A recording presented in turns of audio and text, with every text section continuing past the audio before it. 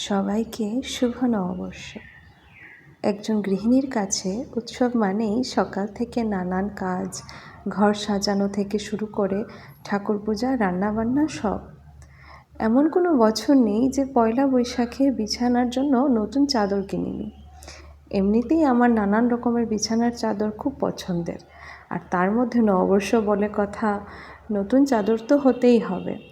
আর আমার মনে হয় শুধু আমিই না, বাঙালির প্রত্যেকের ঘরেই নিজের জন্য যেমন নতুন কাপড় কেনে, তেমনি বিছানার জন্য একটি নতুন চাদরও কিনে। বছরের প্রথম দিন তাই ঘরটা একটু সুন্দর করে সাজিয়ে নিলাম, তারপর স্নান করে রেডি হয়ে গেলাম। বছরের অন্য দিনগুলোতে কাজের চাপে সাজগোজের সময় না পেলেও আজ কিন্তু লাল সাদা শাড়িটা পরতেই হবে। শাড়ি পরে একটু আলতাও পরে নিলাম। বেশ কিছুদিন আগে জানেন তো, ও আমাকে একটা নূপুর দেয়, তো ভাবলাম আজকে নতুন বছর, আজকে নূপুরটা পরি, কেমন হয়েছে বলবেন তো। তারপরেই চলে যাই ঠাকুর ঘরে। কয়েকদিন আগে একটা ভিডিওতে বলেছিলাম ঠাকুর ঘরে সিংহাসনে পাতার জন্য নতুন কাপড় কিনবো।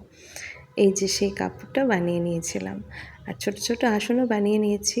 আসলে লক্ষ্মীর জায়গাটা তো বৃহস্পতিবারের আগে ধরা যাবে না, তো ওইটা কালকে হয়তো আমি ঠিকঠাক করব। তো কেমন হয়েছে আমার এই আসনগুলো নিশ্চয়ই বলবেন।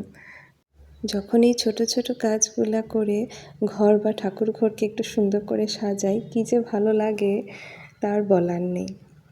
আজকের এই নতুন বছরটা হোক আমাদের সবার শখ, স্বপ্ন পূরণের বছর। সবাইকে নতুন বছরের অনেক অনেক ভালোবাসা।